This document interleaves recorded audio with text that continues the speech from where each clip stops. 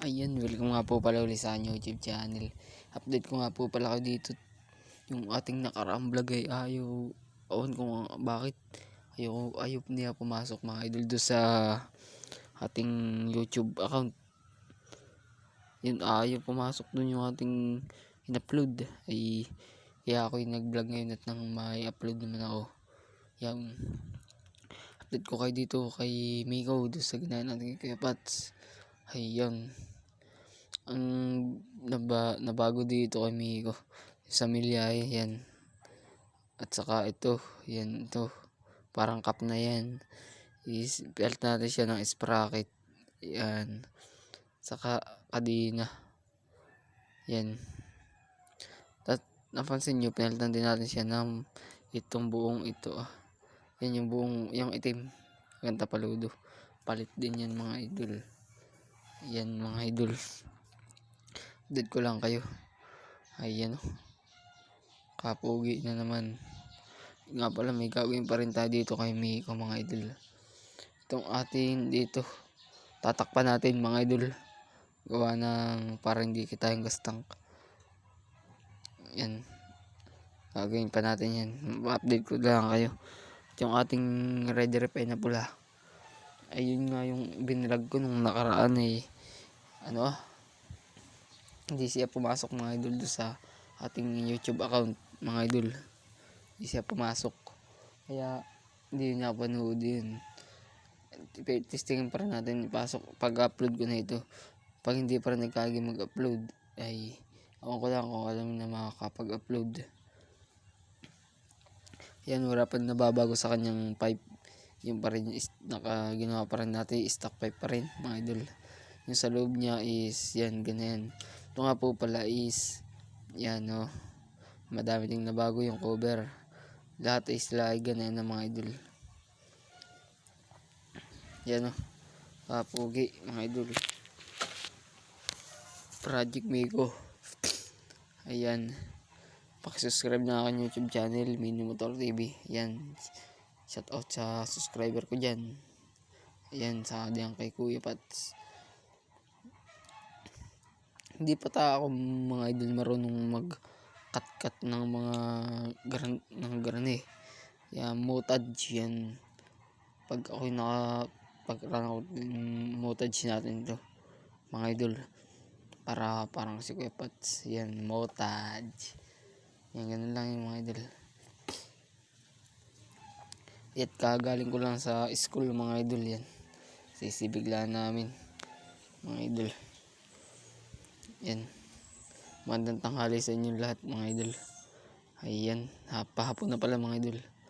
Alauna na, alauna pasado ng hapon. Ayan mga idol, yung flat seat naman niya is wala pa rin nababago, dati pa rin. Ayan, ay yung sa makina nga pala mga idol, nabago. Ito yung guhit. Yan, tingnan nyo sa ating ibang video, mataba yan, palitan natin mga idol. Nadali lang matanggalin yan mga idol.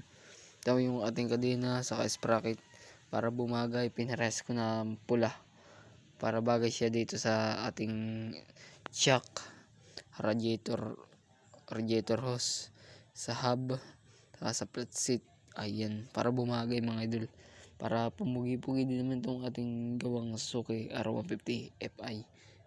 Ayan, yung dilaw nga pala nating rider revive is ayun, at tapos na din, at ginarni ko din ito ganyan din, pelton din natin pati yung pula.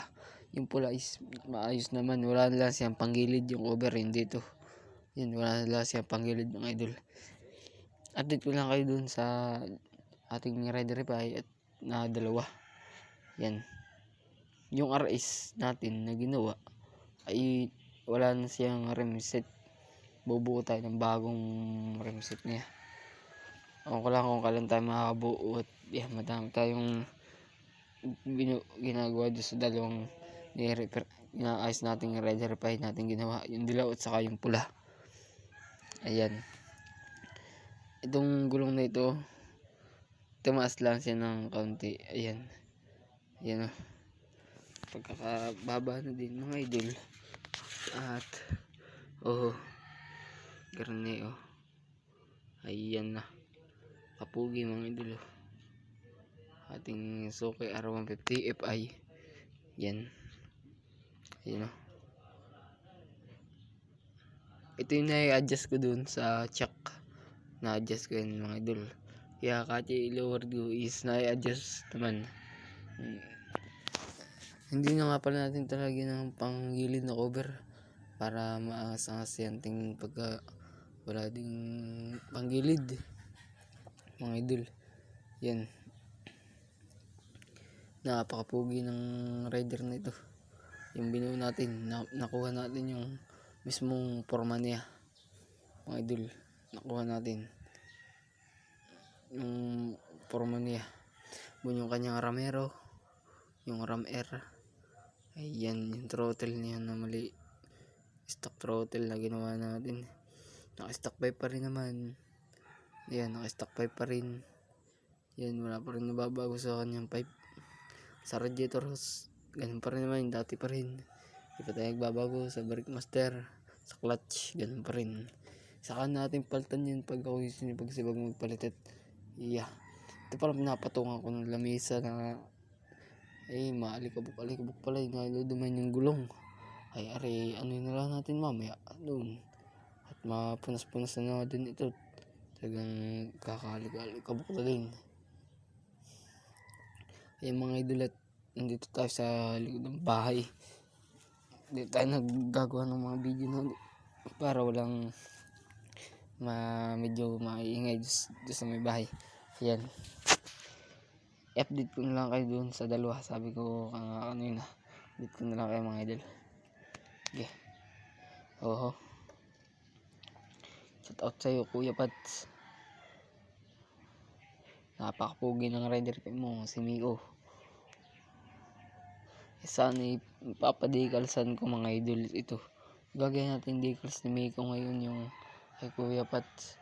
Yan, kaso wala dito yung nagagawa ng decals sa bayan mga idol.